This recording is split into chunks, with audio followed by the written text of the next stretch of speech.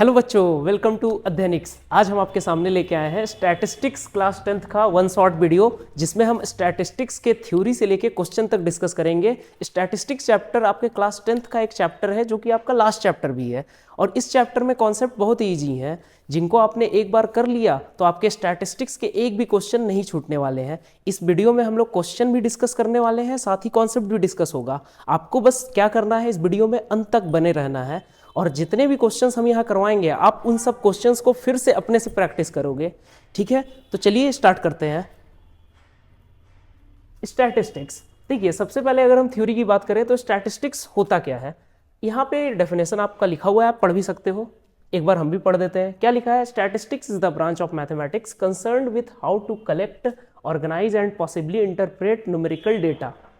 ठीक है, हम क्या करते हैं, स्टैटिस्टिक्स मैथ्स का वो ब्रांच होता है जिसमें हम क्या करते हैं, डेटा को ऑर्गेनाइज करते हैं। जैसे यहाँ लिखा है ना, सबसे पहले कलेक्ट, डेटा को क्या कर रहे हैं, हम कलेक्ट कर रहे हैं, फिर ऑर्गेनाइज कर रहे हैं, फिर उसको इंटरप्रेट कर रहे हैं। तो इसका मतलब क्या है? कलेक्ट मतलब आप क्या करते हो, जैसे कि आप कहीं भी हो, आप किसी पास से कुछ चीज़ पूछ रहे हो, जैसे कि हम डेटा कहीं से कलेक्ट करते हैं। जैसे कि आपके क्लास में जितने भी लोग हैं, आप क्या कर रहे हो, सबका वेट लिख रहे हो कि उनका वेट कितना है। मतलब जितने भी आपके क्लास में स्टूडेंट हैं, उनके वेट को आप कलेक्ट कर रहे हो, तो वेट कुछ ना कुछ डेटा दे रहा है। उसी तरह किसी के मार्क्स को आप कलेक्ट कर रहे हो, वो भी आप क्या कर रहे हो, डेटा का कलेक्शन ही तो कर रहे हो। तो डेटा को हम कलेक्ट कर रहे हैं, तो वो हम स्टैटिस्टिक्स में डील करते हैं। उसके बाद डेटा को ऑर्गेनाइज कर रहे हैं। मान लो आप एक टेबल बना के अपने क्लास के स्टूडेंट्स का डेटा को लिख रहे हो यहाँ पे कि हम पहला स्टूडेंट है ए, दूसरा बी, सी। ए के मार्क्स आए हैं 50, बी के मार्क्स आए हैं 60, सी के 75। तो ये अगर आप डेटा को कलेक्ट कर रहे हो तो ये भी हम क्या बोलेंगे, स्टैटिस्टिक्स में बात करेंगे। ठीक है, ऑर्गेनाइज करेंगे टेबुलर फॉर्म में, चाहे आप ग्राफ फॉर्म में, जैसे ये पाई ग्राफ हो गया, पाई चार्ट हो गया, या फिर आप बार ग्राफ बना दिए। इस फॉर्म में अगर आप डेटा को ऑर्गेनाइज कर रहे हो तो ये भी हम स्टैटिस्टिक्स में डील करते हैं। उसके अलावा possibly interpret numerical data, numerical data को हम इंटरप्रेट करते हैं, एक्सप्लेन करते हैं। ठीक है, ये सब हम किस में डिस्कस करते हैं, स्टैटिस्टिक्स में। ठीक है, उसके बाद हम क्या करेंगे, यहाँ चैप्टर में हम organizing raw data. Raw data मतलब होता है आप डेटा को सिंपली बस लिखते जाओ, जैसे कि 50, 45, 60, ये सब हमारा क्या है, रॉ डेटा है। रॉ डेटा का मतलब ये सब बस डेटा दिया हुआ है, ये फर्स्ट का है, ये सेकंड का है, ये थर्ड स्टूडेंट का है, और ये कुछ ऐसा नहीं कि बहुत अच्छे से अरेंज है, बस ये क्या है, आपके पास कलेक्शन है डेटा का, बस इतना ही है। उसके बाद है finding measures of central tendency, mean, median और मोड। डेटा का हमको क्या निकालना है, सेंट्रल टेंडेंसी निकालना है। ठीक है, सेंट्रल टेंडेंसी जो कि हम किस तरीके से निकाल सकते हैं, मीन निकाल के, मीडियन निकाल के और मोड निकाल के। मेनली इस चैप्टर में हमको पढ़ना यही है, finding measures of central tendency. ठीक है, और तीसरा है visual data representation through graphs. ये आपने क्लास 9 में पढ़ा होगा। क्लास 9th में आपने क्या पढ़ा होगा कि डेटा को हम ग्राफ फॉर्मेट में कैसे अरेंज कर सकते हैं, चाहे वो बार ग्राफ हो गया, चाहे वो फ्रीक्वेंसी ग्राफ हो गया, या फिर वो आपका पाई चार्ट हो गया। ये सब आप क्लास 9th में पढ़ते हो, लेकिन मेनली हमको यहाँ पे जो पढ़ना है वो सेंट्रल टेंडेंसी के बारे में पढ़ना है, मीन, मीडियन, मोड के बारे में। बात समझ में आया? ठीक है, और वो डेटा अगर आपको दिया रहेगा, रॉ डेटा दिया रहे, चाहे आपको फ्रीक्वेंसी डिस्ट्रीब्यूशन टेबल में दिया रहे, आप किसी में भी निकाल सकते हो। बात समझ में आया?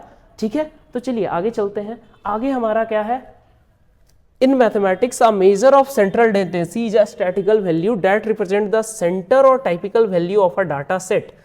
अब सेंट्रल टेंडेंसी क्या होता है उसके बारे में देख रहे हैं। सेंट्रल टेंडेंसी आपका क्या होता है, जो आपको एकदम मिड वैल्यू बताता है। जैसे आप यहाँ देखो क्या लिखा है, a measure of central tendency is a statistical value that represent the centre और a typical value of a data set, जो डेटा सेंटर में है। जैसे कि मान लो आप मीन लिखते हो, मीन का मतलब हो जाता है कि सबको हम ऐड करके एक एवरेज बता दें। जैसे कि सबको हम ऐड कर दें, एक मिड का कोई वैल्यू दे दिया। ठीक है, और जरूरी नहीं कि वो मिड वैल्यू आए, लेकिन एक एवरेज वैल्यू वो क्या करता है, आपको पूरे डेटा को बता सकता है। आप उसको देख के जान सकते हो कि एक एवरेज क्या चल रहा है। उसी तरह अगर हम मीडियन का बात करते हैं तो ये तो मिड वैल्यू देता है। आप डेटा को क्या करोगे, अरेंज करोगे और बीच का वैल्यू निकाल दोगे। और मोड जो बताता है वो सबसे ज्यादा बार जो डेटा आता है वो बताता है। मतलब कि अगर आप कोई डेटा, रॉ डेटा अरेंज कर रहे हो तो तो उसमें सबसे ज्यादा बार जो टर्म आया है वो मोड से हमको पता चलेगा, मीडियन से पता चलेगा मिड वैल्यू जो बीच में वैल्यू है, और मीन जो बताएगा वो एवरेज बताएगा। ठीक है, फॉर एग्जांपल जैसे आपने क्लास के स्टूडेंट्स का वेट ले लिया, सबके वेट को जोड़ के जितने टोटल नंबर ऑफ स्टूडेंट है आप डिवाइड कर दो तो आपको मीन मिल जाएगा। मीडियन कैसे मिलेगा? अगर आप सारे डेटा को या सारे ऑब्जर्वेशन को अरेंज कर दोगे असेंडिंग ऑर्डर में, तो जो मिड वैल्यू आएगा वो मीडियन होगा, जो मिड में रहेगा। और मोड, अगर 2-3 लोगों का डेटा सेम है तो वो हम मोड में काउंट करेंगे, जो सबसे ज्यादा रहेगा, सिर्फ 2-3 लोगों का नहीं, जो सबसे ज्यादा मैक्सिमम सेम आएगा, मैक्सिमम नंबर बार अकर करेगा, उसको हम मोड में देखेंगे। ठीक है, तो अगर हम सबसे पहले मीन का बात करें, मीन क्या होता है? अगर हम कोई डेटा लें जैसे कि x1, x2, x3 up to कहां तक जाए, xn तक, ऐसा हमारा कोई डेटा है, ये क्या है? n ऑब्जर्वेशन है, ये टोटल ऑब्जर्वेशन यहाँ क्या है? n है। एक x1 है, दूसरा x2 है, x3 है, और अप टू कहां तक गया है? xn तक गया है। तो टोटल ऑब्जर्वेशन का अगर हमको मीन निकालना है, ये आता है अनग्रुप डेटा में। किस डेटा में? अनग्रुप। यहां हम कोई ग्रुपिंग नहीं कर रहे हैं, इसलिए हम इसको बोलेंगे अनग्रुप डेटा। ठीक है, अनग्रुप डेटा, या फिर ये रॉ डेटा में भी कह सकते हैं, क्योंकि रॉ डेटा जैसा ही हमारा यहाँ पे है, कोई टेबल वगैरह नहीं बना हुआ है। तो अनग्रुप डेटा का जब हम बात करेंगे तो मीन जो होता है वो होता है sum of observation by number of observation. Total हमारा देखो, ये जो हो गया ये फर्स्ट ऑब्जर्वेशन है, ये सेकंड है, ये थर्ड है, ये nth ऑब्जर्वेशन है। तो मीन क्या होना चाहिए? सारे ऑब्जर्वेशन को जोड़ दो और उसके बाद जितना टोटल नंबर ऑफ ऑब्जर्वेशन है उससे डिवाइड कर दो। ये फर्स्ट है, ये सेकंड है, ये थर्ड है, ये nth है। तो मीन बराबर अगर हम यहां पे देखिए तो वो क्या लिखने का आएगा? x1 plus x2 plus x3 plus हम कहां तक जोड़ते जाएंगे? xn तक, और किससे डिवाइड कर देंगे? जितना ऑब्जर्वेशन है n, तो ये n से डिवाइड हो जाएगा। तो ऐसे हम अनग्रुप डेटा का मीन निकालते हैं। ठीक है, sum of observation by number of observation से। ठीक है, सारे ऑब्जर्वेशन को हमने जोड़ दिया और n से डिवाइड कर दिया। ठीक, अब हम देखेंगे मीन को ग्रुप डेटा के लिए। अगर ग्रुप डेटा के लिए हमको मीन का बात करना है तो उसके लिए हमको जो क्लास 10th में पढ़ना है वो है 3 मेथड। पहला जो मेथड है उसको हम कहते हैं डायरेक्ट मेथड। डायरेक्ट मेथड में हम क्या देखते हैं? अगर आपको हम डेटा कुछ ऐसा देते हैं, देखो अगर हम एक टेबल बनाए, चलो यहां से चलो ऐसे ही टेबल एक बनाते हैं। अगर हमारा यहाँ कुछ x लिखा हुआ है और यहाँ कुछ f लिखा हुआ है, x मेनली हम क्या करते हैं? ऑब्जर्वेशन को लिखते हैं, और f हम लिखते हैं फ्रीक्वेंसी को। मतलब अगर हम x में कुछ लिखे 40, 45, 50, 55, 60, और फ्रीक्वेंसी में अगर कुछ लिख दिए 2, 4, 3, 1, 5, तो इसका मतलब क्या है कि 40 2 बार आया है, 45 4 बार आया है, 50 3 बार आया है, 55 1 बार आया है, और 60 5 बार आया है। मतलब इसको अगर हम एकदम रॉ डेटा के फॉर्म में लिखना चाहें तो कुछ ऐसे लिखेंगे 40, 40, 45, 45, 45, 45, 50, 50, 50, 55, 55, सॉरी 55 एक ही बार है ना, 50 3 बार है, 55 एक ही बार है, नेक्स्ट 65 बार है, 60। तो ये हमारा क्या है? एक डेटा हो गया। अब इसका हमको अगर मीन निकालना है तो हम क्या करेंगे? सभी को जोड़ देंगे, सबका क्या कर लेंगे? समेशन ले लेंगे, और कितने से डिवाइड कर देंगे? गिनो, 1 2 3 4 5 6 7 8 9 10 11 12 13 14 15, 15 से डिवाइड कर देंगे। क्या करेंगे? सबको ऐड करके 15 से डिवाइड करेंगे। तो ये प्रोसेस तो काफी लंबा हो जाएगा, लेकिन उसको करने का थोड़ा सा आसान तरीका यहाँ पे हम डिस्कस करेंगे। अब वो कैसे होगा देखिए, इसको सबको जोड़ो और 15 से डिवाइड करो, या फिर आप एक काम और कर सकते हो, हमारा यहाँ फ्रीक्वेंसी दे रखा है ना, तो हम क्या करेंगे? अगर हम फ्रीक्वेंसी दे रखा है तो हम यहाँ पे एक चीज निकाल सकते हैं, f into x. f into x का मतलब क्या है? 40 इंटू 2 यानी कि 80, यहाँ पे 45 इंटू 4 यानी 180, 50 इंटू 3 150, 55 और यहाँ पे 300। तो हम यहाँ पे अगर f इंटू एक्स का समेशन निकाल दें, सारे f इंटू एक्स को अगर हम जोड़ दें, तो यहाँ हमें एक चीज मिलता है जिसको हम कहते हैं समेशन एफ एक्स। ये जो सिंबल है ये सिग्मा है, इसको हम क्या पढ़ते हैं? समेशन। इसका मतलब क्या है? समेशन। ऐसे जो हम लिखते हैं, ये जो लिखा हुआ है इसको हम पढ़ते हैं समेशन। क्या पढ़ा जाता है? समेशन। तो समेशन जो होता है उसका मतलब ये होता है, अगर इसके बाद जो चीज लिखा हुआ है, जैसे एफ एक्स लिखा हुआ है, यहां पे हम और अच्छे से लिखते हैं एफ आई एक्स आई। तो इसका मतलब है कि i का वैल्यू जो है वो 1 से शुरू हो रहा है और n तक जा रहा है। तो इसका मतलब क्या हुआ कि अगर हम यहाँ पे xi लिख दें और यहाँ fi लिख दें, तो i का मतलब क्या है? i मेनली हम इंटीजर को देखते हैं। जैसे कि i यहाँ दिया हुआ है तो 40 जो है वो कहलाएगा हमारा x1, 45 कहलाएगा x2, 50 कहलाएगा x3, 55 कहलाएगा x4 और 60 कहलाएगा x5, ठीक है। और फ्रीक्वेंसी उसका दे रखा है, तो इसका मतलब fi इंटू xi यहां कितना आ गया, यानी f1 ये हो जाएगा आपका f1, ये हो जाएगा f2, ये हो जाएगा f3, ये हो जाएगा f4 और ये हो जाएगा f5। तो f1 इंटू x1 जो है वो 80 है, तो इसका मतलब समेसन अगर हम करेंगे तो 80 क्या करेंगे 80, ये हमारा क्या आएगा समेसन आएगा, तो ये आएगा f1 इंटू x1, इसी को सबको हम सम करके क्या निकाल देंगे fi xi। तो fi xi का जो वैल्यू होगा वो आप यहां से कैलकुलेट कर सकते हो, कितना आएगा अगर हम इस सब को जोड़ दें तो 260 और 150 कितना हो गया 410 और 300 710 और 55 यानी कि 765, ठीक है। 765 जो आ गया आपका ये समेसन आ गया, ठीक है। तो जो मीन का फॉर्मूला होता है वो क्या होता है, देखो आपका पीछे लिखा हुआ है डायरेक्ट मेथड से, mean is equal to summation fi xy by summation fi। इसका मतलब क्या हुआ कि जितना हमने ये प्रोडक्ट लिखा है, जो हम यहाँ पे प्रोडक्ट लिखे हैं fi इंटू xi का फ्रीक्वेंसी और क्लास मार्क का, ये जो हमने प्रोडक्ट लिखा है उसका प्रोडक्ट का सम 765 बाय फ्रीक्वेंसी का सम। अब फ्रीक्वेंसी का सम यहाँ क्या है, आप इन सब को जोड़ दो f1 से f5 तक, वो क्या हो जाएगा 4 2 6 3 9 110 और 5 15। तो ये जो होगा ये होगा समेसन fi, और ये जो निकला है 765 ये होगा समेसन fi xi। तो जो इसका मीन आएगा वो क्या आ जाएगा summation fi xi by summation fi, यानी कि 765 बाय 50। बात समझ में आया, ये हुआ। अगर ये आप 15 से काट के देखो तो कट भी रहा है, ये कितनी बार में 5 टाइम्स में 75 और ये 1 टाइम्स में, तो इसका मीन कितना आएगा 51। तो ये आपका इस क्वेश्चन जो हमने लिया था इसका मीन कितना होगा 51 होगा। बात समझ में आया, तो ऐसे आप निकाल सकते हो। तरीका यही है कि आप एक टेबल में fi xi का एक कॉलम और ऐड कर लो तो आपका इजी निकल जाएगा। नहीं तो आप अगर इसको सबको ऐड करते जाओगे, 40 को आप 2 बार ऐड करोगे, 45 को 4 बार, 50 को 3 बार, 55 को 1 बार और 60 को 5 बार, तो काफी लंबा हो जाएगा कैलकुलेशन। इसलिए आप क्या लगा सकते हो डायरेक्टली, डायरेक्ट मेथड, जिसको हम क्या कहते हैं summation fi xi by summation fi। बात समझ में आया। तो यहां से जो होगा ये 765 बाय 15, तो ये 51 आया था, ठीक है, ऐसे होगा। बात समझ में आया। ये जो लिखा हुआ है समेसन fi, ऊपर में जो लिखा हुआ है समेसन fi xi, ये आपको प्रोडक्ट दिया हुआ है फ्रीक्वेंसी और x का, और नीचे जो लिखा हुआ है समेसन f, ये फ्रीक्वेंसी का सम है और ये भी सिग्मा सम को रिप्रेजेंट कर रहा है, ठीक है। तो ये रहा डायरेक्ट मेथड, ठीक है। आगे एज्यूम्ड मीन मेथड है, बट इससे पहले हम एक क्वेश्चन करते हैं। क्वेश्चन क्या है, find the mean of the first n natural number then find n। अच्छा, यहां पे फाइंड नहीं है, क्वेश्चन में थोड़ा सा एरर है। देखिए क्वेश्चन यहां पे लिखा हुआ है, अगर हम यहां पे काट दें, यहां लिखा हुआ है बस the mean of first n natural number is 15 find n। बोला है कि फर्स्ट n नेचुरल नंबर का जो मीन है वो दे रखा है 15, तो हमको n का वैल्यू बताना है।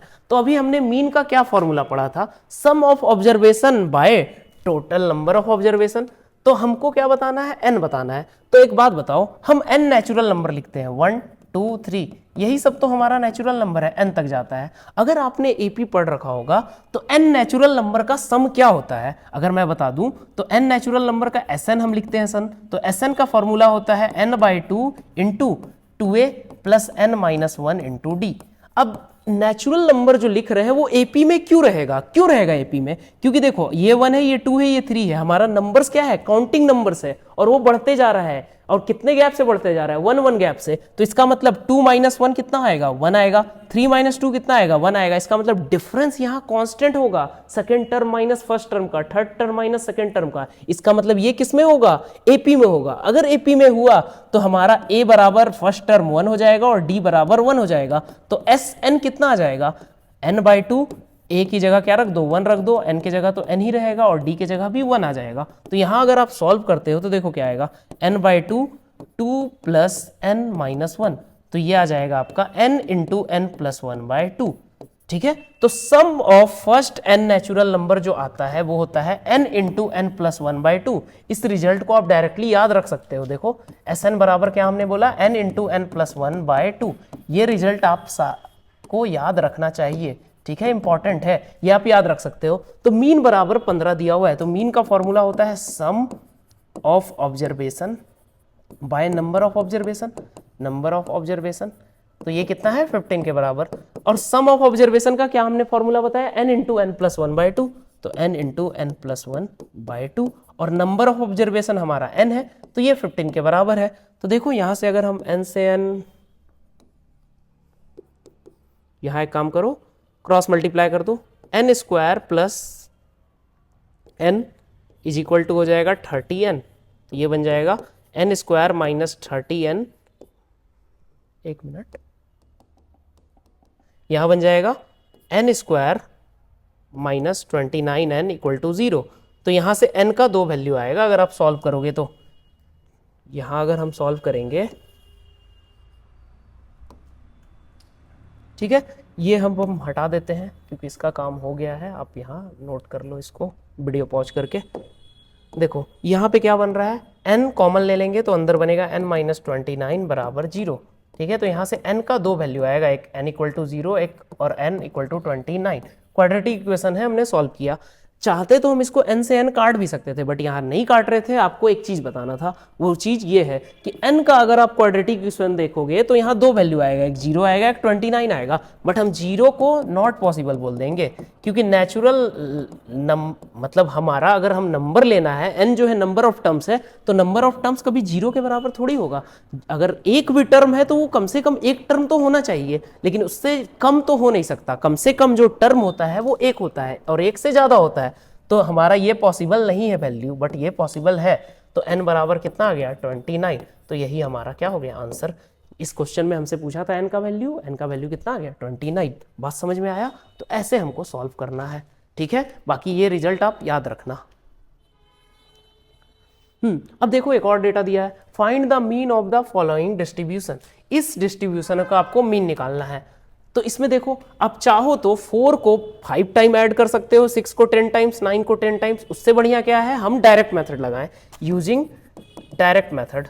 अगर हम डायरेक्ट मेथड लगाएंगे, डायरेक्ट मेथड, तो डायरेक्ट मेथड से हमारा क्या मीन होता है, मीन बराबर होता है, मीन को हम x बार से भी रिप्रेजेंट करते हैं। उसका फॉर्मूला क्या होता है, summation F I X I by summation F I. ये हमने पहले अभी डिस्कस किया। तो इसमें आपको क्या करना होगा, टेबल फॉर्म करना होगा। सबसे पहले हमारा टेबल में क्या लिखा रहेगा, x क्या है, 4 है, 6 है, 9 है, 10 है, 15 है, ठीक है।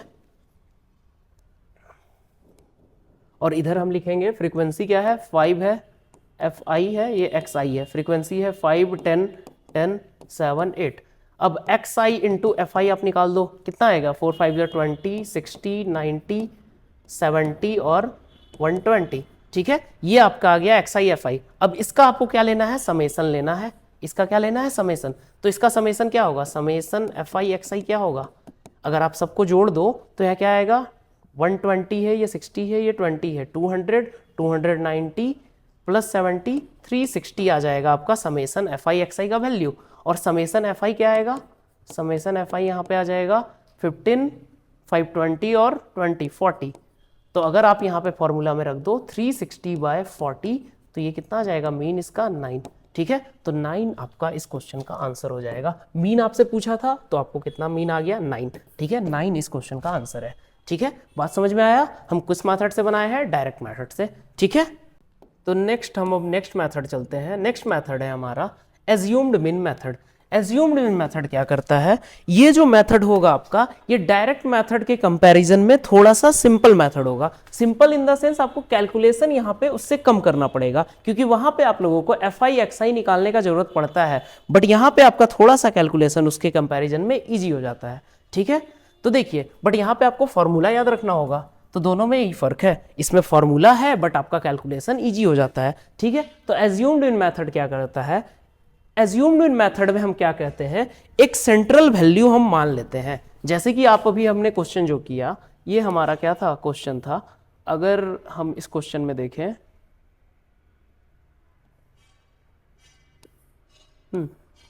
जैसे हमारा ये क्वेश्चन था, इसमें हम क्या करेंगे, ये जो आपको x दे रखा है ना, 4, 6, x जो आपको दे रखा है 4, 6, 9, 10, 15, तो इसमें आप क्या कर सकते हो, किसी एक सेंट्रल वैल्यू को आप एज्यूम्ड मीन कंसीडर कर सकते हो, ठीक है। जैसे कि यहाँ पे 4, 6, 9, 10, 15 है, तो बीच का आप वैल्यू जैसे कि फॉर एग्जांपल 9 ले लो, ठीक है। 9 आप ले सकते हो, ये एज्यूम्ड मीन में काउंट हो जाएगा, ठीक है, कोई दिक्कत नहीं है। बट मेनली हम लोग को बात जब करना होगा, जैसे कि ये जो टेबल आपको दिया हुआ है, अगर हम यहाँ पे एक दो चीज़ का डिस्कशन करें, अगर टेबल का डिस्कशन करें तो एक होता है frequency distribution table, frequency distribution table.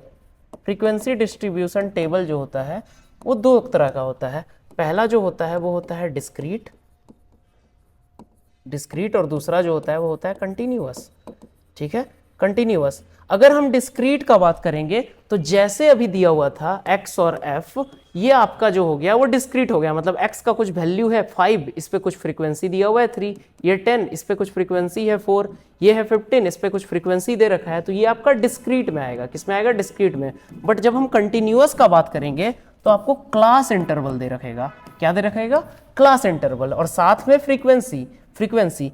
अगर आप इस तरह का कंटिन्यूअस देखना चाहते हो तो उसको अगर हम अच्छे से देखें, अभी जो हमने टेबल का बात किया था पिछले क्वेश्चन में वो डिस्क्रीट फ्रीक्वेंसी डिस्ट्रीब्यूशन था, लेकिन अगर हम कंटिन्यूअस में बात करेंगे तो पहला चीज दिया रहेगा क्लास इंटरवल और दूसरा दिया रहेगा फ्रीक्वेंसी।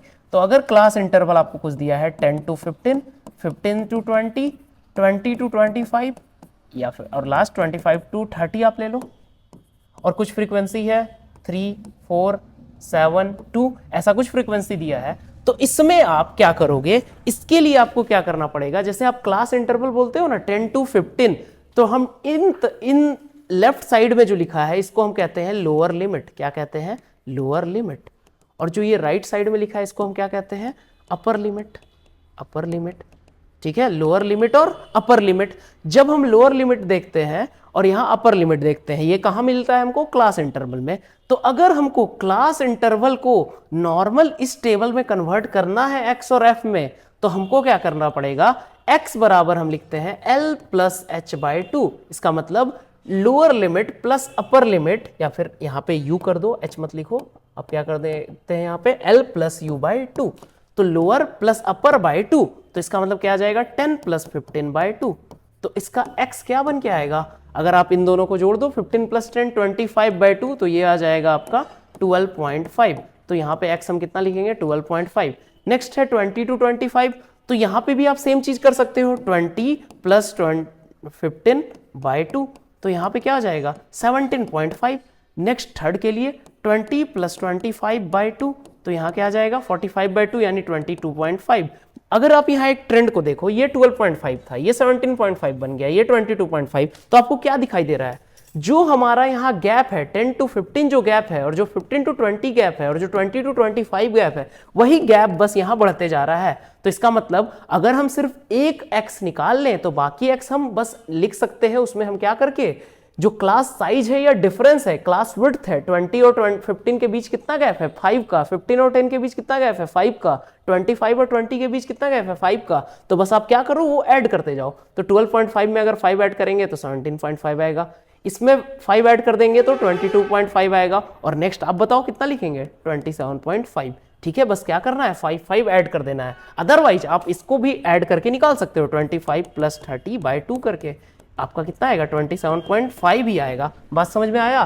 तो आप क्लास इंटरवल जो कंटिन्यूअस फ्रीक्वेंसी डिस्ट्रीब्यूशन टेबल है उसको आप कन्वर्ट कर सकते हो डिस्क्रीट में। ठीक है, उसी तरीके से आप फॉर्मूला यूज करोगे। तो जब हमने डायरेक्ट मेथड बताया था उसमें हमने जो फॉर्मूला यूज किया था x bar equal to summation fi xi by summation fi, तो आप यहां भी लगा सकते हो। ठीक है, तो तीन तरह का हमने देख लिया डेटा निकालना। एक आपका जो अनग्रुप था, सिंपल आपका क्या लिखा होता है डेटा, बट ये ग्रुपिंग कर दिया हमने। ठीक है, और जो हमने अभी क्वेश्चन किया था लास्ट क्वेश्चन, ये रहा वो क्वेश्चन, इस क्वेश्चन में भी हमने डायरेक्ट मेथड लगाया था, और जो बेसिक क्वेश्चन ये दिया हुआ था इसमें हमने sum of observation by number of observation लगाया। बट जो डायरेक्ट मेथड का फॉर्मूला है आप क्लास इंटरवल के लिए भी लगा सकते हो। ठीक है, इसमें भी कोई दिक्कत आपको नहीं होगा, बट हाँ आपको निकालना होगा समेसन fi xi और समेसन fi, तो आपका क्लास इंटरवल के लिए भी ये निकल जाएगा। ठीक है, तो इसलिए अब हम नेक्स्ट मेथड पे चलते हैं। नेक्स्ट मेथड क्या है? नेक्स्ट मेथड है हमारा एज्यूम्ड मीन मेथड। अब देखिए एज्यूम्ड मीन मेथड भी दोनों के लिए वैलिड है। एज्यूम्ड मीन मेथड भी आपका डिस्क्रीट के लिए भी वैलिड है और कंटिन्यूअस के लिए भी।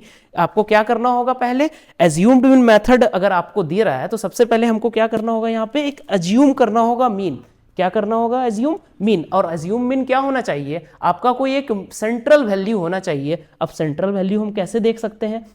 जैसे हम अभी आपको टेबल दिखाए थे, आपको टेबल में क्या था? टेबल में अगर आप देखोगे, जो भी टेबल आप देखो, यहाँ पे अगर यहाँ पे आप देखो तो इन x के बीच में एक सेंट्रल वैल्यू 17.5 है और 22.5 है। आप दोनों में से कोई भी कंसीडर कर सकते हो एज्यूम्ड मीन के तौर पे, ठीक है। या फिर जो इस क्वेश्चन में हमने किया था, यहाँ पे भी आप एज्यूम्ड मीन के तौर पे कोई भी x का वैल्यू को कंसीडर कर सकते हो और वो एक सेंट्रल वैल्यू हो सकता है, ठीक है। तो उसके लिए आप ये कंसीडर कर सकते हो एज्यूम्ड मीन। लेकिन अगर हम फॉर्मूला पे देखें तो फॉर्मूला क्या बोलता है, डी बराबर एक्स आई माइनस ए। तो सबसे पहले हमको यहां एक चीज निकालना होगा, डी बराबर एक्स आई माइनस ए। अब एक्स आई आप लोगों को पता है, अगर आप टेबल पे ध्यान दो तो x तो लिखा हुआ ही है टेबल पे। जैसे कि यहां आपने क्या निकाला, x निकाल दिया ऑलरेडी। यहां पे आपका क्या है, x ऑलरेडी दिया हुआ है, देखो 12.5 है। और हमने अगर एज्यूम्ड मीन मान लिया 17.5 को या 22.5 को, तो अगर हम यहां लिखेंगे xi माइनस ए, तो a की जगह पे हम लिख सकते हैं xi माइनस 17.5। तो अब हम क्या कर रहे हैं, ये टेबल बनाने के लिए जिसको हम di कहते हैं, di बराबर xi माइनस ए, तो di लिखने के लिए हम क्या करेंगे, एज्यूम्ड मीन घटा देंगे। अगर एज्यूम्ड मीन हम यहाँ पे घटाएंगे तो क्या होगा, 12.5 में आप 17.5 घटा दो तो कितना आ जाएगा, -5। सेम 17.5 xi की जगह पे रख दो तो ये हो जाएगा -10। 22.5 रख दो तो ये हो जाएगा आपका 22.5। एक मिनट, हमने 17.5 यहां रख दो तो 17.5 माइनस 17.5 जीरो हो जाएगा। 22.5 अगर रखोगे तो क्या हो जाएगा, +5। 27.5 रखोगे तो क्या हो जाएगा, 10, ठीक है। तो ये आपका किसका वैल्यू आएगा, डी का। इसी को हम क्या कहेंगे, डी। तो डी से हमारा क्या निकल जाएगा, एक नया चीज निकल के आएगा। उसके बाद क्या करना है आपको फॉर्मूला में, डी जो आपका फॉर्मूला है वो क्या है, अगर आप यहां देखोगे तो डी आपका निकल गया। अब मीन जो होता है वो क्या होता है, mean is equal to A plus summation F I D I by summation F. इसका मतलब है जैसे कि आप टेबल में यहां पे क्या करोगे, अगर आप टेबल देखोगे, हमने पहले निकाला डी, उसके बाद आपको क्या करना है, अगर मीन का फॉर्मूला रखना है तो एज्यूम्ड मीन हमारा था 17.5, तो A plus summation F I D I by summation F I, ये करना होगा। ये आपका फॉर्मूला होगा एज्यूम्ड मीन का। एज्यूम्ड मीन आप एक कंसीडर कर सकते हो सेंट्रल वैल्यू कोई भी। साथ ही डी निकालने के लिए आप एक्स आई माइनस ए करोगे। जब एक्स आई माइनस ए निकल जाएगा तो इसका टेबल बन के आप यहां से समेसन निकाल सकते हो। यहां से नहीं समेसन निकलेगा, आपको पहले ये डी मिला है, उसके बाद आपको एक और कॉलम बनाना होगा, जिस कॉलम का क्या नाम होगा, जिस कॉलम का नाम होगा F I into D I. मतलब इस डी आई को किससे मल्टीप्लाई करो, फ्रीक्वेंसी से। तो कितना आ जाएगा, -15, 0, 35 और 20। तो ये जो निकलेगा, ये निकलेगा summation F I D I. यहां से जो वैल्यू आएगा 35 प्लस 20 हो गया आपका 55 माइनस 15 40। तो ये जो 40 आएगा, ये आएगा आपका summation F I D I, ठीक है। और समेसन एफ आई आपको यहां से मिलेगा। समेसन एफ आई कितना मिलेगा, अगर आप देखोगे तो 4, 3, 7, 7, 14 और 2, 16, यहां से 16 मिलेगा। तो अगर आप यहां पे मीन निकालोगे तो क्या होगा, ए का वैल्यू आप कितना रखोगे, 17.5 plus summation F I D I का 40, और आप किससे डिवाइड करोगे, 16 से, ठीक है। तो ये जो आपका वैल्यू देगा वही मीन होगा। और आप यहां चाहो तो डायरेक्ट मेथड से वेरीफाई भी कर सकते हो। इस क्वेश्चन में डायरेक्ट मेथड से आपको टेबल बनाना होगा, किसका, कॉलम किसका बनाना होगा, एफ आई एक्स आई का, ठीक है। बट हमने यहाँ क्या बनाया, एफ आई डी आई का, ठीक है। तो इसका मतलब आपको डी आई निकालने भी आना चाहिए और एफ आई डी आई निकालने भी आना चाहिए, ठीक है। तो ये आप एज्यूम्ड मीन मेथड लगा सकते हो, ठीक है। और लास्ट होता है step deviation method. Step deviation method जो है वो क्या कहता है, इसमें हम एज्यूम्ड मीन मेथड को ही एक स्टेप आगे ले जाते हैं। अब वो कैसे ले जाएंगे, यहां देखिए, यहां हम क्या करते हैं, सबसे पहले ui निकालते हैं। एक नया वेरिएबल हम इंट्रोड्यूस करते हैं ui जो होता है वो होता है xi minus A by H. और xi माइनस ए अभी हमने पिछले मेथड में पढ़ा था di बाय एच। तो ये xi माइनस ए क्या था, di था, और h जो है वो यहाँ पे क्लास साइज है। अब क्लास साइज क्या होता है, देखो हमने क्लास इंटरवल का भी एग्जांपल लिया था, ये था क्लास इंटरवल। अब इन दोनों के बीच गैप आपको कितना दिख रहा है, लोअर और अपर लिमिट के बीच में 5 का, 15 और 20 के बीच में 5 का। तो 5 जो होगा वो क्लास साइज होगा, ठीक है। तो 5 आपको क्या लेना है, क्लास साइज लेना है। तो ये आपका h जो है वो क्लास साइज है, ठीक है। तो इसका फॉर्मूला होता है, आप क्या करोगे, यहाँ पे ui निकालोगे। ui जो निकलेगा वो निकलेगा xi minus A by H करके, जिसमें आप di का यूज कर दिए इनडायरेक्टली, di का यूज कर लिया ना, di के बराबर ही तो है xi माइनस एच, ठीक है। और उसके बाद आप क्या करोगे, u बार लिखोगे। u बार का मतलब है summation F I U I, by summation F I. अब summation F I U I कैसे निकलेगा, आपको क्या करना होगा, टेबल में एक डी आई का हमने बनाया था टेबल में कॉलम, डी आई का क्या बनाया था, कॉलम। देखो दिखा देता हूं आपको, हमने यहां किसका कॉलम बनाया, डी आई का, डी आई का कॉलम बनाया था। अब एफ आई डी आई का जो जरूरत नहीं है थर्ड मेथड में, तो आप क्या करोगे, यहां पे डायरेक्टली कॉलम बनाओगे यू आई का, यू आई बराबर होगा डी आई बाय एच। मतलब डी आई जो आपने लिखा है, जैसे -5 आया उसमें से आप क्लास साइज को डिवाइड कर दो, क्लास साइज यहाँ कितना है 10 और 15 के बीच में 5 का, तो -5/5 -1, 0/5 0, 5/5 1, 10/5 2, तो ये आपका क्या निकल गया, यू आई। अब उसके बाद यू आई निकला, तो जैसे आपने वहां डी आई को मल्टीप्लाई किया था फ्रीक्वेंसी से, वैसे ही आपको यू आई को मल्टीप्लाई करना है फ्रीक्वेंसी से। तो यहाँ पे नेक्स्ट आएगा एफ आई यू आई, तो आप क्या करो, बस फ्रीक्वेंसी से मल्टीप्लाई कर दो इसको, तो ये हो जाएगा -3, ये 0 × 4 0, ये हो जाएगा 1 × 7 7, 2 × 2 4, तो ये जो आएगा इसी का समेसन हम बोलेंगे समेसन एफ आई यू आई। तो ये कितना आ गया, 7 4 11 -3 यानी कि 8, तो ये आ गया आपका समेसन एफ आई यू आई। बात समझ में आया। और एज्यूम्ड मीन सेम था जो आपने पहले मान रखा था, ए कितना मान रखा था आपने, ए का जो वैल्यू था यहाँ पे ये था 17.5, तो आप इस फॉर्मूला में डायरेक्टली रख सकते हो ए का भी वैल्यू, ए का वैल्यू, एच का वैल्यू आपका 5 जो क्लास साइज था, और समेसन एफ आई यू आई जो आपका यहाँ पे आया है, समेसन आपका यहाँ पे जो आया है वो कितना आया है 8, ठीक है। और समेसन ऑफ फ्रीक्वेंसी जो आपका था वो 16 था, पिछले क्वेश्चन में भी अब तो हमने देखा था ये 16 था पिछले मेथड में, ठीक है। तो आप इन सभी चीजों को अगर रख दोगे तो आपको फ्रीक्वेंसी वगैरह सब अगर आप रख दोगे अच्छे से, तो आपको मीन यहाँ से मिल जाएगा, ठीक है। तो ये था थर्ड मेथड,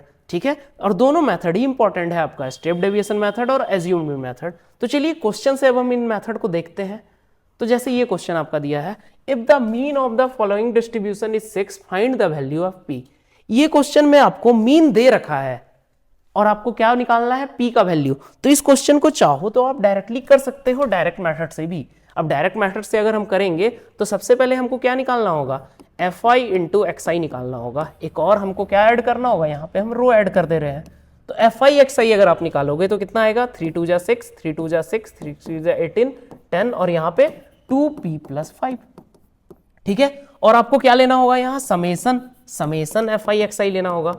तो समेसन एफ आई एक्स आई कितना आएगा बताओ, 6 + 6 12 और 18 30 और 10 40, तो आ जाएगा ये 40 + 2 × p + 5, ये आ जाएगा समेसन एफ आई एक्स आई। और साथ में समेसन एफ आई कितना दिया रहेगा यहाँ पे, अगर आप समेसन एफ आई लोगे तो आप सारे फ्रीक्वेंसी को ऐड कर दो, तो 3 2 5 3 8 1 9 और 2 11, ठीक है। तो मीन बराबर कितना दे रखा है, मीन बराबर दे रखा है 6, और मीन का फॉर्मूला होता है summation F I X I by summation F I बराबर 6। तो ये कितना होगा, summation F I X I हमारा निकला है 40 + 2 × p + 5 by summation F I है 11 बराबर 6। अगर आप यहाँ सॉल्व करोगे 40 + 2p + 10 = 66। अगर आप यहाँ सॉल्व कर देते हो तो 2p बराबर हो जाएगा 60 - 40 और 10 50 यानी कि 16, तो p बराबर कितना आ जाएगा 8। तो ये आपका आंसर हो जाएगा, ठीक है। आप ऐसे p का वैल्यू निकाल सकते हो। आप चाहो तो यहाँ अलग मेथड से भी कर सकते हो, बट हम यहाँ डायरेक्ट मेथड लगाए थे, ठीक है। मीन के लिए कौन सा मेथड यूज किए थे, डायरेक्ट मेथड, ठीक है। अगले क्वेश्चन और भी क्वेश्चंस में हम देखेंगे और भी मेथड के बारे में। देखो ये क्वेश्चन क्या है, the mean of the following distribution is 48 if the sum of all the frequency is 50 find the missing frequency X and Y. देखो यहाँ दो चीज दे रखा है, यहाँ पे आपको पहली बात जो डेटा दिया है वो क्लास इंटरवल के फॉर्म में दिया है। इसका मतलब ये कौन सा डिस्ट्रीब्यूशन है, ये हमारा जो डिस्ट्रीब्यूशन है ये कंटिन्यूअस फ्रीक्वेंसी डिस्ट्रीब्यूशन है। साथ ही आपको मिसिंग दो वैल्यू है, दो फ्रीक्वेंसी आपको क्या दिया है, यहाँ पे मिसिंग दिया है। तो दो फ्रीक्वेंसी अगर मिसिंग दिया है तो इसका मतलब आपको क्या करना है, दोनों वैल्यू को निकालना है। बट उसके लिए हम हेल्प किसका लेंगे, जो हमारा क्वेश्चन में गिवन है, जैसे कि मीन गिवन है साथ ही फ्रीक्वेंसी का सम गिवन है। इसका मतलब यहाँ पे दो चीज दिया हुआ है, समेसन एफ आई दे रखा है आपको 50 और एक्स बार यानी कि मीन दे रखा है 48। तो अब आपको सॉल्व करना है। तो सॉल्व करने के लिए आप चाहो तो डायरेक्ट मेथड लगाओ या फिर दूसरा मेथड लगाओ। आप डायरेक्ट मेथड से भी इसको बना सकते हो। अब समेसन एफ आई आपको 50 दे रखा है, बट यहां पे आपको क्लास इंटरवल दिया है, तो आपको सबसे पहले चाहिए x ना, x चाहिए। तो x कैसे निकलेगा, अगर हम इसको अभी साइड में रखें, अभी इन डेटा को अभी हटा दें, अगर हम टेबल में एक और रो ऐड कर दें तो क्या होगा, यहाँ पे हम इसको बोलेंगे x। x को कहा जाता है क्लास मार्क। क्या कहा जाता है? Class mark. जो हमने पहले x निकालना सीखा वो क्या होता है? क्लास मार्क होता है। तो ये कैसे निकलता है? Lower plus upper limit by 2, तो 30 प्लस 20 बाय 2, तो 30 प्लस 20 50 बाय 2 यानी 25। अब देखो 40 प्लस 30 बाय 2 यानी 35, बट क्लास का गैप कितना है? 30 से 40 गया, यानी क्लास साइज कितना है? 10 का है। यहाँ भी 10 का है, यहाँ भी 10 का है, तो इसका मतलब हम 10 ऐड करते जाएंगे, 55 और ये लास्ट 60 और 70 से गया 65। ठीक है, तो ये क्लास मार्क हो गया और ये फ्रीक्वेंसी है। अगर आपको डायरेक्ट मेथड लगाना है तो क्या लिखना होगा? fi into xi। क्या लिखना होगा? fi into xi। तो fi इंटू xi क्या आएगा? fi इंटू xi आएगा, सबको आप मल्टीप्लाई कर दो, तो 25 इंटू 8 कितना हो जाएगा? ये हो जाएगा 200। 35 इंटू 6 कितना हो जाएगा? ये हो जाएगा 210। ये हो जाएगा 45x। ये हो जाएगा 55 इंटू 11 550 और ये 605 और ये कितना हो जाएगा? 65y। अब इसका जो सम आएगा समेसन fi xi हम लिखेंगे, जो इसका क्या होगा? सम होगा। अब इसको आप सबको ऐड कर दो, 200 410 और 6, ये हो जाएगा 1015। ठीक है, 600 और 400 1000 और 10 और 115, ये आ जाएगा प्लस 45x प्लस 65y। ये आपका आएगा समेसन fi xi। ठीक है, और दूसरा समेसन fi आपको दे रखा है, कितना दे रखा है? 50 के बराबर। समेसन fi कितना दे रखा है? 50 के बराबर। अगर आप समेसन fi का फॉर्मूला में रख दो तो सबको ऐड कर दो, 8 6 14 और 11 25, तो ये हो जाएगा 25 प्लस x प्लस y कितना दे रखा है? 50, यानी कि x प्लस y यहाँ पे आ जाएगा आपका 25। तो आप देखो दो इक्वेशन आप फॉर्म कर सकते हो। अब हाँ, आप यहाँ कहोगे कि सर समेसन fi xi तो नहीं दिया हुआ है, बट मीन तो दिया हुआ है ना। मीन का फॉर्मूला होता क्या है? Summation fi xi by summation fi। तो समेसन fi के जगह पे आप क्या रख दोगे? समेसन fi xi के जगह पे आप ये वैल्यू रख दोगे और समेसन fi की जगह पे 50 रख दोगे, और मीन के जगह पे आप क्या रख दोगे? मीन के जगह पे आप रख दोगे 48। तो इस जगह पे आप एक और इक्वेशन फॉर्म कर लोगे और दोनों इक्वेशन को आप लीनियर इक्वेशन की मदद से, linear equation in two variables में आपने पढ़ा है सब्स्टिट्यूशन मेथड या फिर एलिमिनेशन मेथड, आप दोनों मेथड की हेल्प से x और y का वैल्यू निकाल सकते हो। ठीक है, तो यहां से एक इक्वेशन हमने ये फॉर्म किया, एक इक्वेशन आप इस वैल्यू को यहां रख दोगे तो दूसरा इक्वेशन फॉर्म हो जाएगा, आप उस मेथड की मदद से सॉल्व कर सकते हो। ठीक है, ठीक है, तो आप लीनियर इक्वेशन का आप प्रैक्टिस कर लेना उससे। हम नेक्स्ट क्वेश्चन पे चलते हैं।